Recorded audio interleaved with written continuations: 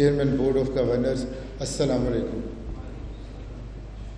معزز مہمانان گرامی، سب سے پہلے تو میں معذرت چاہتا ہوں، آج کی تقریب تھوڑی تاخیر سے سٹارٹ ہوئی، اور میں شکریہ ادا کرنا چاہتا ہوں گورنر صاحب کا۔ گورنر صاحب کے پاس ایک دوسرے صوبے کے گورنر آئے تھے، انہیں چھوڑ کر وہ ہمارے پاس آئے، اور آج انہوں نے بیرون ملک دورہ کرنا تھا، میری ضد پر انہوں نے یہ ایکسلنس ایوارڈ کی تقریب میں حامی بھری آنے کی، میں ان کا دل کی گہرائی سے شکر گزار ہوں۔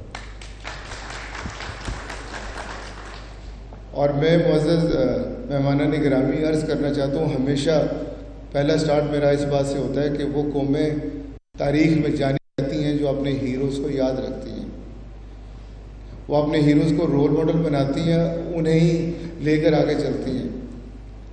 14 اگست کے سلسلے کی تقریبات کے سلسلے میں بہت زیادہ ضرورت ہے کہ میں اپنے نوجوانوں کو، اپنی قوم کو، اپنے لوگوں کو یہ بتاؤں کہ ہمارے ٹرو ہیروز کیا ہیں۔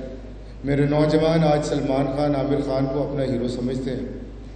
اس تقریب کے ذریعے ہم انہیں بتانا چاہتے ہیں کہ وہ کون لوگ ہیں جنہوں نے اپنے دن رات، اپنی جوانی، اپنا پیسہ، اپنی عمر، اپنی جنریشن کو بنانے کے لیے صرف کر دی۔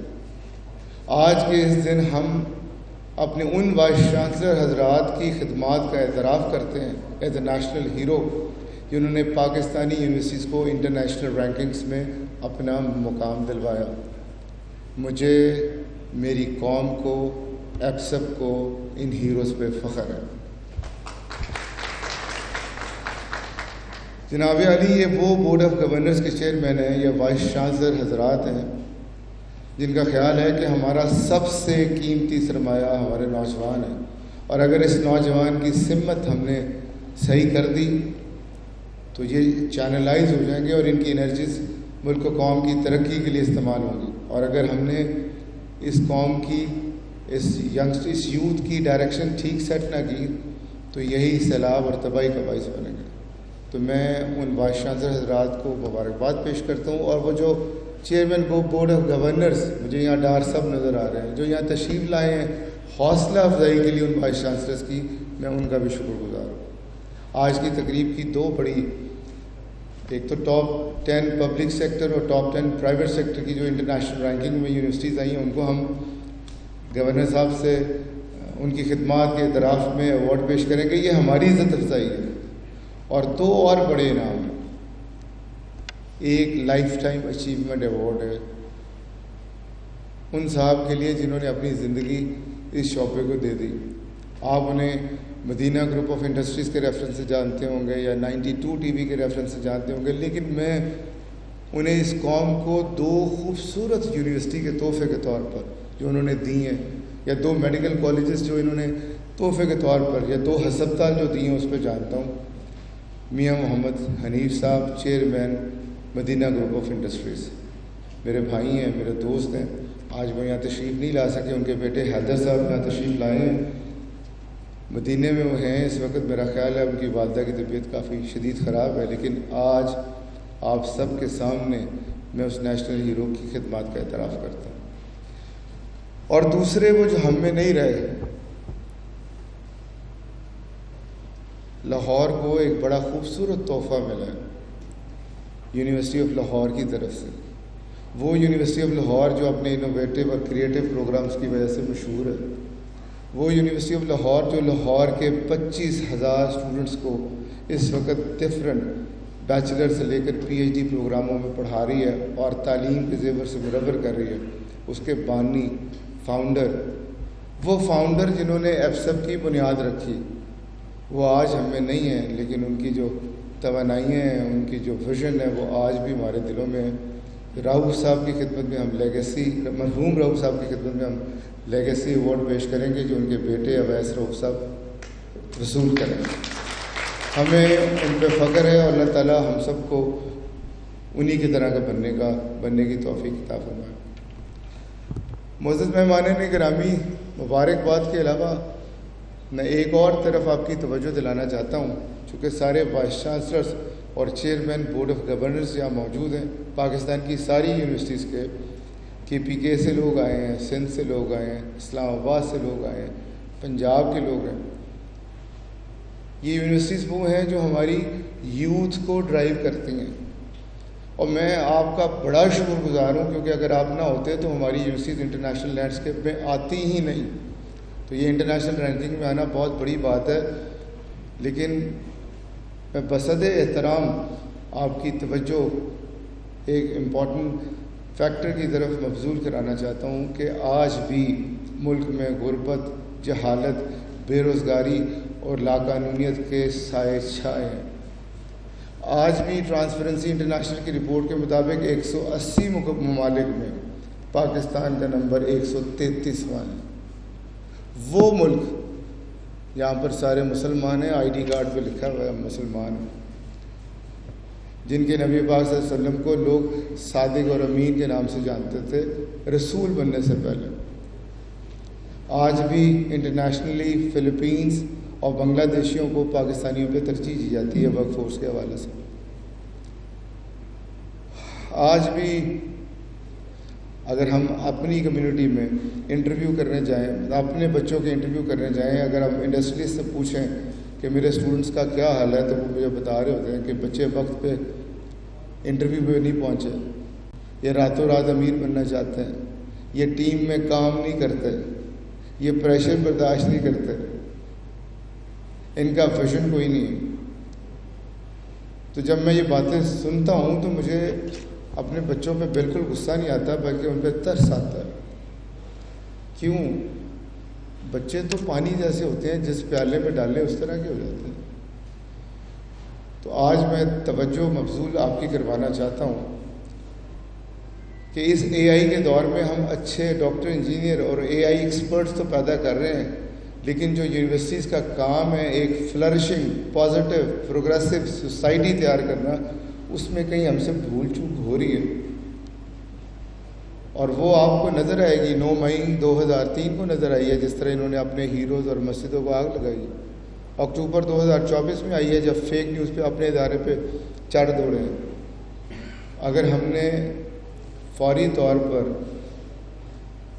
اس صورتحال کو اٹینڈ نہ کیا، اس کا سد باب نہ کیا، تو اگلے ادارے ہمارے ہوں گے. میری آپ سے گزارش ہے کہ ایک بہت بڑا ایریا ہے جسے ایٹیچیوڈ یا کریکٹر کہتے ہیں، اور پوری دنیا بتاتی ہے knowledge multiply by skills, knowledge plus skill multiply by ایٹیچیوڈ، کہ اگر ہم نے ان کا ایٹیچیوڈ ٹھیک نہ کیا اور وہ نیگیٹو ہوا تو سب ختم ہو جائے گا. تو میں آج گزارش کرنا چاہتا ہوں تمام وائس چانسلر حضرات سے اور چیئرمین بورڈ آف گورنر سے یہاں موجود ہیں، ہمیں اس کریکٹر پہ کام کرنا ہوگا. اس بلڈنگ میں جب بھی آتا ہوں مجھے بلیغ الرحمان صاحب بھی یاد آ جاتے ہیں، جنہوں نے سب سے پہلے اس پہ توجہ دلائی کہ چوائس صاحب یہ وہ ایریا ہے جسے ہم نگلیکٹ کر رہے ہیں. شروع میں میں کہتا تھا کہ یونیورسٹیز کا کام تو صرف پڑھانا ہے، ڈاکٹر انجینئر بنانا ہے، یہ کریکٹر کہاں سے آ گئے. لیکن اگر دیکھا تو پتہ چلا کہ کریکٹر ہی ایٹ دا کور ہے. یہ اس طرح جس طرح آئسنگ آن دا کیک ہے اسکلس، اندر سے اگر کیک کو الی لگی ہے تو کچھ بھی نہیں ہوگا. تو میں آج درخواست کرنا چاہتا ہوں کہ ہمارے لیے تو بہت بڑے نمونہ ہیں نبی پاک صلی اللہ علیہ وسلم کی ذات. ہمیں دیکھنا ہوگا کہ ان کی اصل پریکٹسز کیا تھی. سنتیں، حلوہ کھانے کے علاوہ ان کی اصل سنت تھی اللہ پہ یقین، ان کی اصل سنت تھی آنیسٹی، ان کی اصل سنت تھی رسپانسبلٹی، ان کی اصل سنت تھی ایموشنل انٹیلیجنس، ان کی اصل سنت تھی پیشنس اینڈ گریٹیٹیوڈ، ان کی اصل سنت تھی empathy, compassion, humility, selfless service, courage, wisdom, strategic vision. نبی پاک صلی اللہ علیہ وسلم جانے سے پہلے کہہ کے گئے تھے کہ میں نے اپنا فرض پورا کر دیا. خطبہ حجۃ الوداع پہ 3 دفعہ انہوں نے ہاتھ اٹھوائے تھے، اور ڈیوٹی میری اور آپ کی لگا کے گئے تھے کہ اب تمہارا فرض ہے. دیکھیں ویسٹ نے وہی ویلیوز اڈاپٹ کی ہیں، سچ بولتے ہیں، کلیئرٹی آف ویژن ہے، پیشنس ہے، کریج ہے، جسٹس ہے سوسائٹی میں. تو استاد اب گلہ کرتے ہیں نا کہ معاشرہ ٹھیک نہیں ہے، وہ ٹھیک نہیں ہے، دراصل ہم ٹھیک نہیں ہیں. تو میں بات کر رہا تھا اسٹوڈنٹس کا یہ بیہیویئر، تو جب ایپسپ نے ریسرچ کروائی تو پتہ چلا کہ وہ وہی بیہیویئر ہے جو استادوں کا ہے. وہ انسپائر نہیں کرتے، وہ لیٹ آتے ہیں، وہ اسیسمنٹ صحیح نہیں کرتے، وہ ایگوئسٹک ہے, ڈانٹ دیتے ہیں. تو جو پرابلم کا سلوشن ہے وہ فیکلٹی کے اندر ہے. پرابلم بھی ان کی ہے, سلوشن بھی ان کا ہے.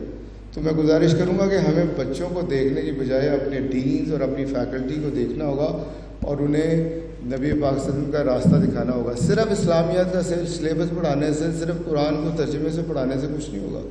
پلیز ہمیں دیکھنا ہوگا کہ قرآن پڑھانے والا کون ہے. وہ جو کہتا ہے وہ کر رہا ہے, وہ انٹیگریٹی اس میں ہے, آنیسٹی اس میں ہے, رسپانسبلٹی اس میں ہے. یہ اسی طرح ہے کہ جس طرح ہم فورن فیکلٹی ہائر کر لیتے ہیں, فورن کریکلم لے آتے ہیں, لیکن کیا ہماری جو پرابلمز ہیں ان کا سلوشن فورن فیکلٹی کے پاس ہے؟ یہ جو فورن کریکلم ہے اس میں ہے. ہماری تو انڈیجنس پرابلم ہے, ان کے انڈیجنس سلوشن ہونے چاہیے.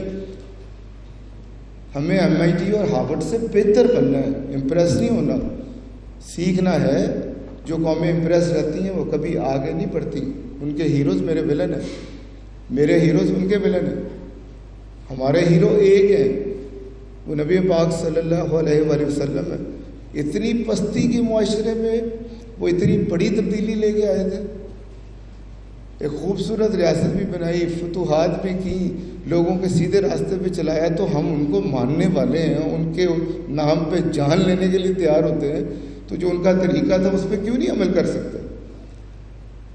اس لیے اس سلسلے میں ایپسپ نے بڑی محنت کی ہے. ریسرچر کی ایک ٹیم اسائن کی تھی جنہوں نے پروفیٹک لیڈرشپ ماڈل جو ہے وہ الحمدللہ ڈسکور بھی کیا ہے اور عام لوگوں کے آگے لے کے بھی آ رہے ہیں کہ کس طرح ان سائڈ آؤٹ اپروچ سے نبی پاک صلی اللہ علیہ وسلم لے کے آئے تھے چینج.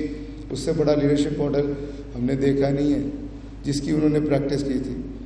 اگلی ریکٹر کانفرنس میں آپ کے سامنے وہ لیڈرشپ ماڈل بھی رکھ دیا جائے گا جو دسمبر میں ہماری سالانہ وائس چانسلر کی کانفرنس ہوتی ہے اسلام آباد. اور پورا طریقہ بھی بتایا جائے گا کہ کتنی آسانی سے ہم اساتذہ اور فیکلٹی کو اس سچائی کے راستے پہ اور ذمہ داری کے راستے پہ لگا سکتے ہیں اور اپنی یونیورسٹیز کو اور آگے لے کے جا سکتے ہیں. اور کس طرح ہماری فیکلٹی ہمارے اسٹوڈنٹس پر ٹرسٹ کر سکتی ہے اور اسے انسپائر کر سکتی ہے. کیونکہ آج جمعہ ہے, آلریڈی ہم لیٹ ہو چکے ہیں, اس لیے میں اجازت چاہوں گا. ایک دفعہ پھر میں بہت زیادہ شکر گزار ہوں چیئرمین PHEC کا, ہمارے ایکس چیئرمین HEC کا, اور خاص طور پہ گورنر صاحب کا جنہوں نے اپنا پروگرام آگے پیچھے کیا. ہماری وجہ سے ہمیشہ شفقت فرماتے ہیں, محبت کرتے ہیں. Thank you very much.